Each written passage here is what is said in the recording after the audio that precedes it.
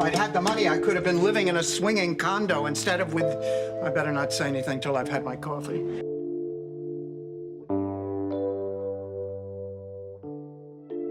Four fabulous ladies, a Miami kitchen, and a cheesecake that could solve almost any problem. But behind the laughter, the quick comebacks, and those midnight confessions lies a treasure chest of secrets, controversies, and moments that changed television forever. The Golden Girls wasn't just a sitcom about friendship in later life. It was a quiet revolution, wrapped in humor, glamour, and unapologetic honesty. Some of its most unforgettable episodes sparked national debates, faced censorship, or challenged social taboos long before the rest of Hollywood dared. So, grab a slice of cheesecake and settle in, because we're counting down 21 hidden facts that reveal the drama, courage, and quirks behind one of TV's most iconic shows. Death threats over the gay wedding episode. In 1991, the Golden Girls did something remarkable for its time. The season 6 episode, Sisters of the Bride, centered on Blanche's brother Clayton, who announced he was marrying his male partner.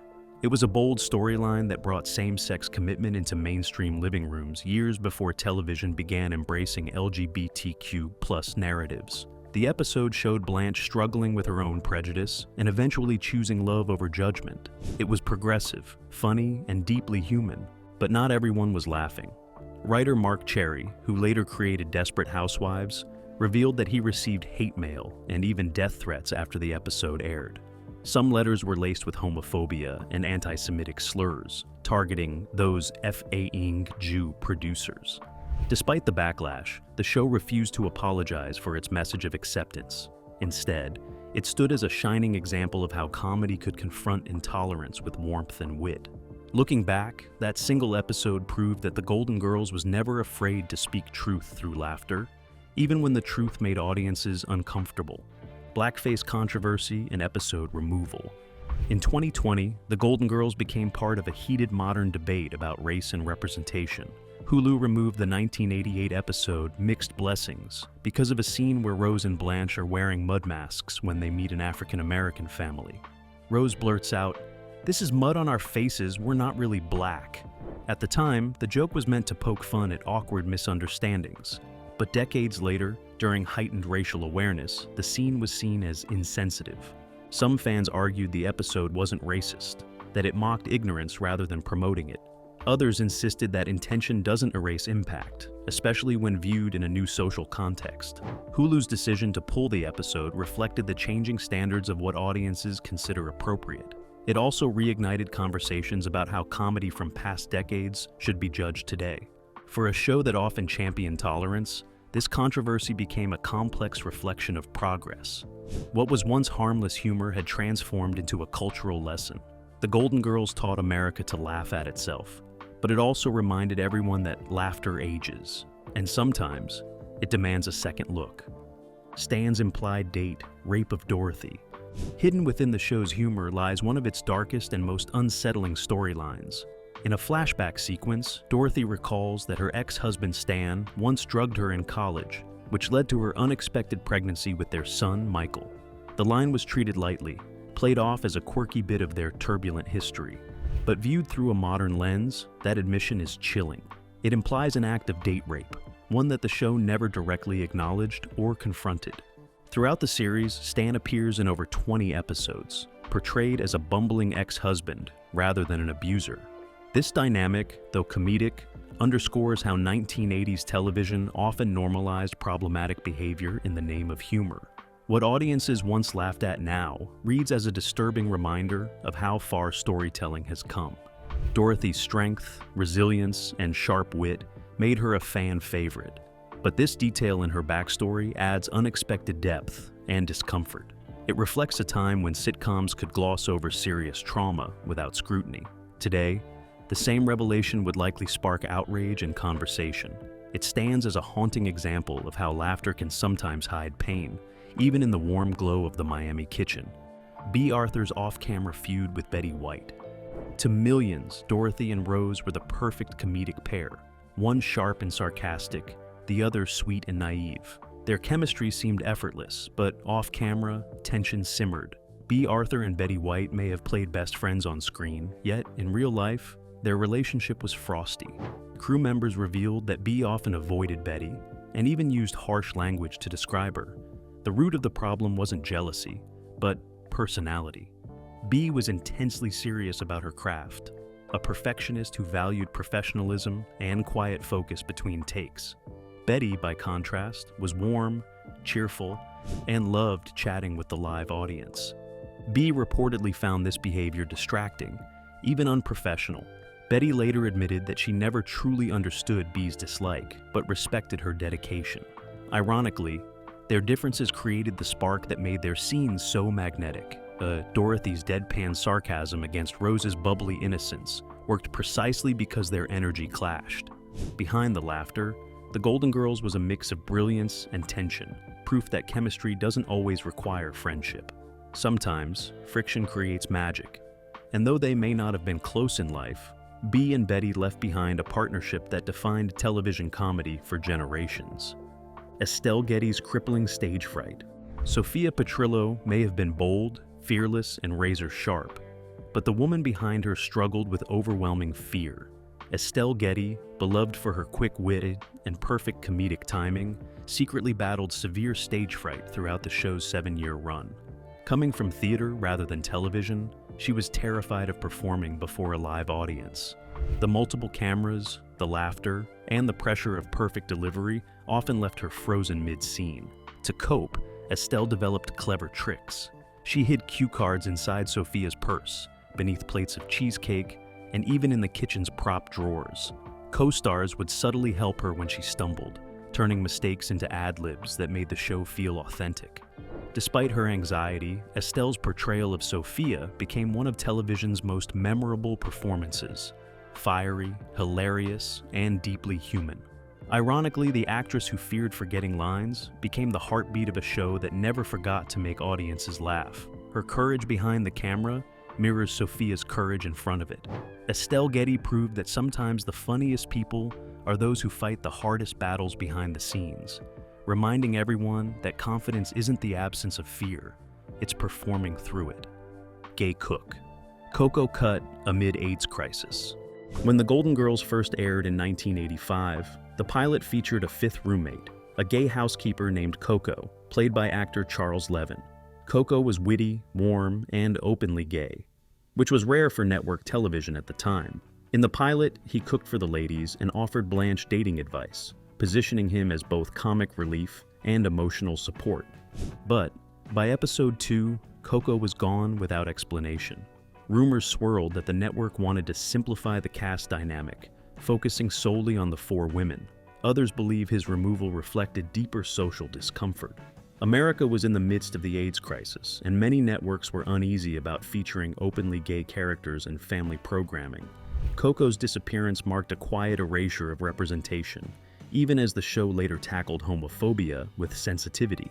Charles Levin went on to appear in other sitcoms, but Coco remained one of television's forgotten pioneers. His brief role still stands as a reminder of how fear and prejudice shaped entertainment history, even in the most progressive shows of their time. Cast hated the mink breeding episode. In the season 2 premiere, End of the Curse, the girls decide to breed minks for profit, only to abandon the plan when they realize the cruelty involved. The storyline was meant to be funny, but behind the scenes, it caused tension. Betty White, B. Arthur, and Rue McClanahan were all animal lovers and lifelong advocates for animal rights. Betty, a well-known animal welfare activist, was reportedly upset about the episode's concept, calling it hypocritical to laugh about harming animals, even in fiction. B. Arthur shared similar sentiments, having spent years supporting animal rescue organizations. Rue McClanahan was also deeply uncomfortable, as she had worked with PETA and opposed fur in fashion. Though they carried out the episode professionally, the discomfort lingered. It highlighted a rare disconnect between the show's progressive values and the storylines written for laughs. Ironically, the episode ended with the characters realizing their mistake, mirroring the cast's real-life conviction. It was one of the few times that both the message and the making of the show reflected the moral complexities of comedy. B. Arthur despised cheesecake. Few foods are as iconic as the cheesecakes of the Golden Girls. More than 100 appeared throughout the series, each symbolizing friendship, confession, and late-night bonding. Yet, one of the leading ladies secretly hated them. Bea Arthur, who played Dorothy, despised cheesecake. She disliked both the texture and the taste. During filming, Bea often had to pretend to enjoy bites of cheesecake while talking or laughing. In reality, she would discreetly spit the dessert into napkins between takes. Crew members sometimes replaced the filling with lighter substitutes, but Bea still dreaded those scenes. Her distaste became an inside joke among cast and crew, who teased her gently about being a cheesecake-hating golden girl. Despite her personal feelings, Bea delivered those scenes with such authenticity that audiences believed Dorothy loved every bite. It was a testament to her professionalism and her ability to make art from discomfort. The irony was sweet. The most reluctant cheesecake eater helped create one of television's most beloved symbols of comfort and friendship. Estelle Getty was younger than her on-screen daughter. When the Golden Girls first aired, audiences believed Estelle Getty was the elderly matriarch of the group. Her sharp tongue and gray wig made Sophia Petrillo the epitome of sass and wisdom. In reality, Estelle was younger than Bea Arthur, who played her daughter Dorothy. Estelle was 62 when filming began, while Bea was 63. To make the illusion believable, makeup artists spent nearly 3 hours daily transforming Estelle into Sophia. They used prosthetic wrinkles, thick glasses, and a white wig styled to perfection. The transformation was so convincing that even fans who met Estelle in person often assumed she was much older. Her performance was equally remarkable. She didn't just look the part, she embodied it, portraying Sophia with a mix of vulnerability and fire that resonated across generations. That contrast between appearance and reality perfectly captured the magic of acting. Estelle Getty became television's most beloved old lady, proving that age in Hollywood, as in life, is often just an illusion created by art and talent. Betty White and Rue McClanahan swapped roles. It's almost impossible to imagine the Golden Girls without Betty White as the sweet, naive Rose, and Rue McClanahan as the flirtatious Blanche. But that wasn't how things were supposed to be. In the original casting, Betty was offered Blanche, while Rue was cast as Rose. It was director Jay Sandrich who suggested they swap roles to avoid typecasting. At the time, Betty White was famous for playing the flirtatious Sue Ann Nivens on The Mary Tyler Moore Show. Rue McClanahan had played the innocent Vivian on Maude. Sandrich feared audiences would expect the same from them again. The swap turned out to be genius. Betty brought a fresh charm to Rose's innocence, while Rue's sultry confidence gave Blanche unforgettable charisma. Both actresses later said they were grateful for the change, admitting the switch challenged them creatively. That single decision helped shape the show's chemistry and gave television two of its most iconic female characters. Sometimes the best magic happens when actors step out of their comfort zones and into roles they never expected to own. Elaine Stritch blew her Dorothy audition. Before Bea Arthur was chosen as Dorothy's Bornak, Broadway legend Elaine Stritch had a chance to play the part. Known for her bold personality and brassy voice, Stritch seemed like a perfect fit, but her audition quickly went off script. Instead of sticking to Susan Harris's carefully written dialogue, Stritch began improvising, even inserting profanity, including the word into Dorothy's lines. The show's creators were not amused. Susan Harris, known for her precision in writing and structure, disliked actors altering dialogue. She saw it as disrespect for the script and the tone she wanted. Despite Elaine's undeniable talent, that one impulsive choice cost her the role. The producers moved on, and Bea Arthur was later cast, bringing the perfect mix of sharp wit, sarcasm, and vulnerability that defined the character. Elaine later admitted that her own mouth had lost her the job. Ironically, her brashness would have made her a natural Dorothy, but television history was made because of that single misstep. Bea Arthur's Dorothy became iconic, while Elaine's missed opportunity became a cautionary tale about when not to improvise. The Queen Mother was a superfan. Few sitcoms can claim royal approval, but the Golden Girls could. The Queen Mother, Elizabeth Bowes-Lyon, was a devoted fan of the show. She reportedly never missed an episode and even invited the cast to perform a live skit at the 1988 Royal Variety performance in London. The invitation stunned the cast, who had no idea their Miami antics had reached Buckingham Palace. For the event, producers rewrote some of the dialogue to make it suitable for the royal audience. The cast toned down the show's more risque humor, though they kept the trademark wit and charm that made the series special. The Queen Mother was said to have laughed throughout, particularly enjoying Sophia's sharp remarks. It was a surreal moment, 4 fictional retirees from Florida performing before actual royalty. That night cemented the Golden Girls as a global phenomenon, proving that humor transcends culture, age, and class. Even the British Crown could not resist the show's irresistible blend of friendship and sass. Estelle Getty's phobia of death. Behind her confident on-screen persona, Estelle Getty harbored a deep fear of death. The irony was striking. She played Sophia Petrillo, a character who often joked about aging and mortality, yet in real life, the subject terrified her. Estelle reportedly refused to participate in scenes or jokes that referenced death, funerals, or dying. Writers sometimes had to adjust scripts to avoid triggering her anxiety. In interviews, she admitted she could not stand being around funeral imagery or discussions about dying. Her fear also extended to storylines involving illness or tragedy, especially those with realistic emotional undertones. This fear became particularly poignant as she grew older and began struggling with dementia in her later years. Despite that private struggle, Estelle's performance as Sophia never reflected her fears. Her sharp humor, fierce love, and wisdom made Sophia one of the most beloved characters in television history. Estelle turned fear into laughter, hiding her anxiety behind the very humor that defined her legacy. The kitchen had no real oven. The Golden Girls' kitchen, with its green tiles and wooden cabinets, was one of the most recognizable sets in television history. Fans remember it as the heart of the show, where the women gathered to eat cheesecake and share secrets. But few realized the kitchen was a recycled set from another sitcom, It Takes Two, 1982, and it wasn't as functional as it appeared. The oven, for instance, was completely fake. What looked like a working appliance was actually just a hollow cabinet covered in plywood. Nothing in that kitchen could cook a meal. Even the refrigerator was empty, used only as a prop for opening and closing during scenes. Still, the illusion worked. The actresses treated the set like a real kitchen, pouring coffee, slicing cake, and moving with natural familiarity. That attention to realism made viewers feel as if they could walk in, sit down, and share a slice of cheesecake. The warmth of the space wasn't in the appliances, but in the stories told around that kitchen table.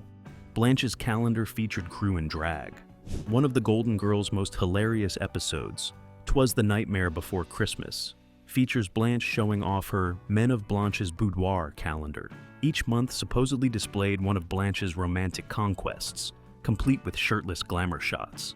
In reality, the photos were not of actors or models. They were the show's male crew members, dressed in over-the-top costumes and posing dramatically. The production team created the calendar as an inside joke. Some crew members wore wigs, fake mustaches, and even elaborate drag outfits to match Blanche's exaggerated lifestyle. The idea came from the props department, which wanted to make the calendar look both funny and authentic without spending money on outside models. When the episode aired, fans assumed the photos were just props, unaware of the playful prank happening behind the scenes. The calendar became a legendary Easter egg in television trivia. It perfectly captured the spirit of the Golden Girls, funny, outrageous, and filled with affection, both on and off the set. Betty White almost quit because of animal cruelty. Betty White was known not only for her humor, but also for her lifelong dedication to animal welfare. During the filming of The Golden Girls, that commitment almost led her to walk away from the show. The conflict arose during an episode where live animals were brought onto the set for a comedic scene. Betty was furious when she felt the animals were not being treated with proper care during handling and staging. According to crew members, she confronted the production staff directly and demanded that better conditions be ensured before filming continued. She made it clear that she would leave the series rather than tolerate any mistreatment. The producers quickly complied, rearranging the scene and ensuring the animals were handled safely.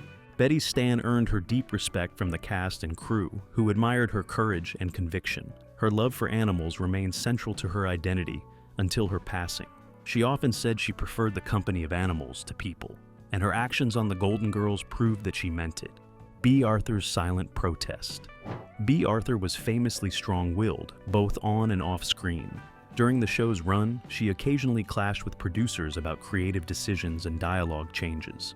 One of her most memorable moments of defiance came during a disagreement about a script that she found disrespectful to her character, Dorothy. Rather than arguing, B decided to protest quietly. When filming began, she delivered her lines perfectly, but without her usual emotion or timing. The silence between her words was intentional, and the studio audience immediately noticed something was off. After the scene, the producers realized the issue was not her performance, but her protest. They revised the script the next day to reflect her concerns. This subtle act became legendary on set. It demonstrated how deeply Bea respected Dorothy's integrity as a character. She saw Dorothy not as a caricature, but as a real woman, intelligent, dignified, and layered. Bea's silent protest preserved that dignity and reminded everyone that the Golden Girls worked because it treated its characters with respect. The girls didn't like the cheesecake. It is hard to imagine the Golden Girls without their iconic late-night cheesecake conversations. But in reality, none of the actresses enjoyed eating it. Over the years, the cast consumed hundreds of slices during filming. The prop department used real cheesecake, not replicas, and by the third or fourth take, it became exhausting. Rue McClanahan once joked that if she never saw cheesecake again, it would be too soon. Estelle Getty disliked sweets altogether, while Bea Arthur found the dense dessert too heavy to eat repeatedly. Betty White was the only one who tolerated it, though even she grew tired of endless retakes involving forkfuls of cheesecake. Eventually, the crew tried substituting other cakes or pies, but they never looked right on camera. Cheesecake simply became part of the show's DNA, even if the stars dreaded it. The irony remains that the dessert symbolized comfort and unity for viewers, yet it represented endurance and patience for the cast behind the scenes. The theme song was almost different. Thank You for Being a Friend is one of television's most beloved theme songs, instantly recognizable from its first few piano notes.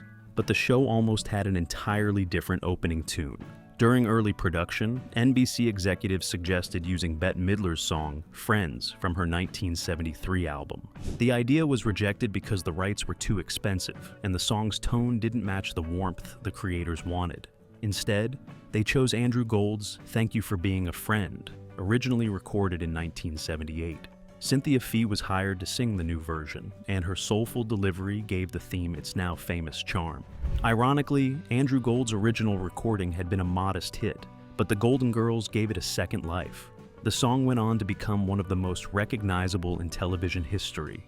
It perfectly captured the essence of the series: friendship, laughter, and unconditional support through every season of life. The cast's real-life friendship. Off-camera, the chemistry among the four stars was just as powerful as it appeared on screen, though not without complexity. Betty White and Rue McClanahan were particularly close, often sharing jokes and playing pranks on the crew. Estelle Getty was quiet and nurturing, deeply admired by all. Bea Arthur, while warm in her own way, was more private and sometimes distant between takes. Still, the bond among them was genuine. When Estelle Getty began struggling with dementia years after the show ended, all three co-stars visited her and supported her family. Rue McClanahan described their connection as like sisters who sometimes fought but always loved each other. Their friendship endured long after filming ended. When Bea Arthur passed in 2009, Betty and Rue both spoke publicly about how much they cherished her. That shared love and mutual respect made the Golden Girls timeless. It was not just a show about friendship, but a living example of it behind the scenes. The show popularized the word lanai.